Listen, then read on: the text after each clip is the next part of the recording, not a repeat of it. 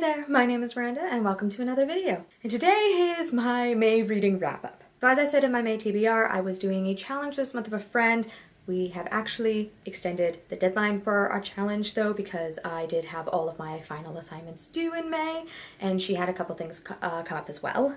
So as I said, I think I finished a decent amount of books for the assignments I had to have finished. So for this month I finished 5 books.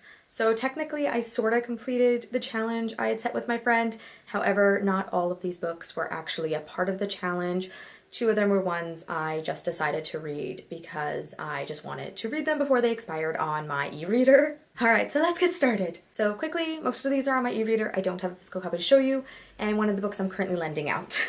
So the first book I finished, because I started reading it last month, was Daughter of the Siren Queen by Tricia Levenseller. So this is a sequel to Daughter of the Pirate King. I really enjoyed that book, so I decided to pick up the sequel pretty quickly afterwards. And I gave both books a 4 out of 5 stars. I can't say too much about Daughter of the Siren Queen as it is the sequel to Daughter of the Pirate King. It's also the conclusion, but I will say it was a very good conclusion. I really enjoyed the story overall. I think both books were really strong. And I also just really enjoyed the character of Velosa. So for anyone who's looking for a really good pirate read and a really good magical sea creature read, I would highly recommend this duology. The second book I read was Beyond a Darkened Shore by Jessica Leek, which was included in the April Fairy Loot box. I was really excited when I got this book. It sounded really cool and it did not disappoint. I gave it a 4 out of 5 stars and I don't have the physical copy with me right now as I lent it to my housemate to read as I told her it was a really good book and I thought she should read it. I'm already recommending this book to a few different people. I thought it was that good. So this book follows our main character, Kira, which I still have a feeling I'm mispronouncing that. There's a glossary in the back. I know I read it. I've already forgotten how it's pronounced again because I was so convinced it was Sierra. It just reminded me of the name of that singer. I wonder if that shows my age. And also the popular music that played at my school. Ooh. So anyway, this book follows our main character, Kira. She is the princess of a kingdom set in the medieval times of Ireland. Sierra has a power that allows her to control the minds of others.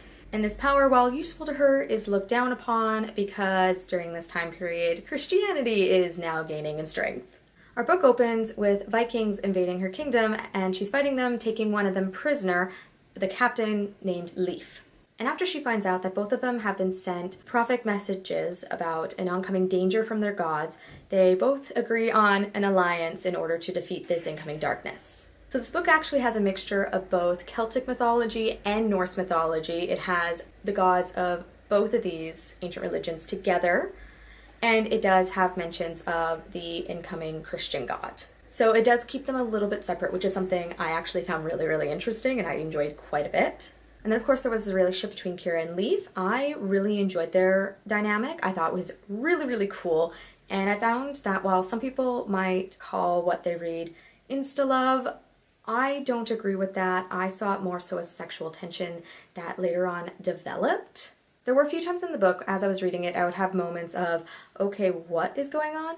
But within a few pages, I was willing to accept it because I was enjoying the story so much and I love the characters a lot. So despite the few little problems I had here and there, I enjoyed the overall story. I love the characters, I love their development, and I have heard that apparently while there will not be a sequel, both main characters from this book will be making an appearance in a new book that Jessica Leek will have released in 2019, and I am very excited to see them again. So yeah, no. Love this book, highly recommend, and I don't think you'd be disappointed if you read it. Particularly if you really like young adult historical fantasy books that have Vikings, Celts, mythology of both kinds, and if you're looking for perhaps enemies turn into lovers story. The third book I read, and this was one of the other books, same with Beyond a Darkened Shore, that was part of my challenge, that was Fallen Kingdoms by Morgan Rhodes. So this is the first book in a longer fantasy series. I really liked it.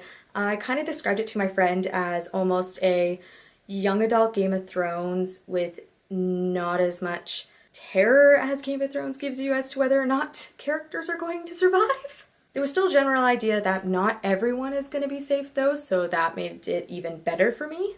The Fallen Kingdoms follows multiple different perspectives. It follows them all in these different countries with the different political environments, what they are planning, what is going on, and a lot of what happens stems from an event in the very first chapter when a character is killed. That is all I'm going to say. I really, really liked it. The fact that I had read the back and it does give the outline kind of did ruin a few things that were coming up later in the book for me, but in general I really did enjoy it. It definitely laid some great groundwork for the rest of the series, and I'm looking forward to reading the rest of the books. And I gave this first book a 4 out of 5 stars. Yeah, no, I'm already planning on reading Rebel Springs really, really quickly here. That is how much I want to read the next book. I need to know what happens. The fourth book I read was Geekerella by Ashley Poston. This had been on my TBR for about a year now, so I finally decided to read it to take a little bit of a break from all the fantastical elements in all these books I've been reading. It was a fun little read. I gave it a 3 out of 5 stars, 3.5. It was a fun little book. I did enjoy how geeky Ella was. The fact that so many different fandom and actor names were being dropped all throughout the book did make it read a little bit like an online fanfic, a little bit more than a book. But it was a fun little read. I thought it was just enjoyable. It was cute. It was fluffy. It was what I needed at the time. I will probably never reread it again. For those of you who don't know, Geekerella is a Cinderella retelling, if you can't already tell from the title. And in this retelling, it follows a girl who is a part of this massive fandom for a sci-fi show. And the other character it follows is a young actor who has now been cast in a reboot movie of this sci-fi show. And not a lot of people are happy he has been cast. Particularly our main character, Ella. So yeah, like I said, I thought this story was a lot of fun. It had a lot of cliches. There wasn't a lot that I thought was new, but I kind of really enjoy reading a lot of fairy tale retellings. I also enjoy watching a lot of teen movies that are quite often fairy tale retellings set in modern settings. So there wasn't too much in here that was different for me. But as I said, it was enjoyable, and if you really want a nice, cutesy little fairy tale retelling set in modern times, I would highly recommend this book. It will put a smile on your face. And the last book that I have, which I literally just finished today, it is June 1st. I'm going to count it because I only had 100 pages left. And that is Truthwitch by Susan Dennard. I gave this book a 5 out of 5 stars. I absolutely loved it. I am so excited to read the rest of the books in this series. And I have a new favorite fantasy villain, I think. So I picked this book as part of the reading challenge with my friend. This was part of the least likely to have a romance category, as it seemed like it was just going to be a nice little adventure for two friends. There does appear there's going to be a romance, however, it hasn't quite happened, even though I have my suspicions it will happen. And I'm starting to have suspicions about a second one as well, but I'm really unsure about it. But yeah, no, this book follows two young girls who are witches, Sophia and, oh my god, how do you pronounce the other one? Isilt? I can't pronounce it correctly, I'm very sorry. So Sophia and her friend, Isilt? Can I just call her the Threadwitch and people will accept that? If anyone knows how to pronounce this, please let me know. I really do need to know. But anyway, so this book follows these two girls who are witches, which is a common thing in their world. There are a lot of people who have powers, and there are different types of witches, and they usually have markings to indicate what type of witch they are.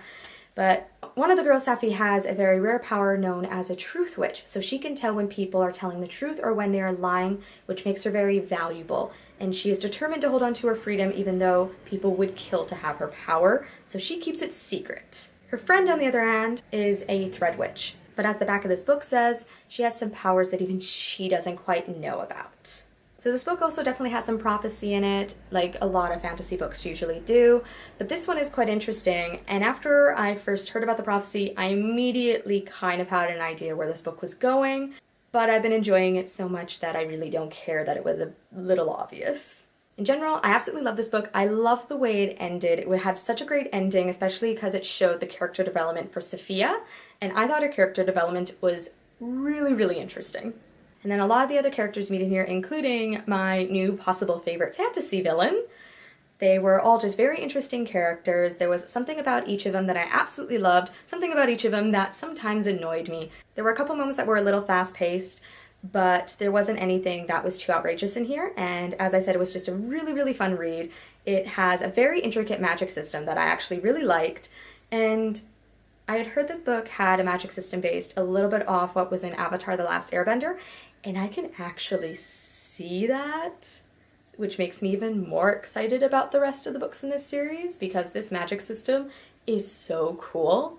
But yeah, no, in general, I absolutely love this book. 5 out of 5. Super looking forward to the rest of the books in this series, and I would highly recommend for anyone who wants a really fun fantasy series that has witches and a very intricate political system, very, very intricate magic system, and has a couple little bits of storyline going on at the exact same time, but doesn't quite have the same amount of political complexity and intrigue that Game of Thrones or Fallen Kingdom seems to have.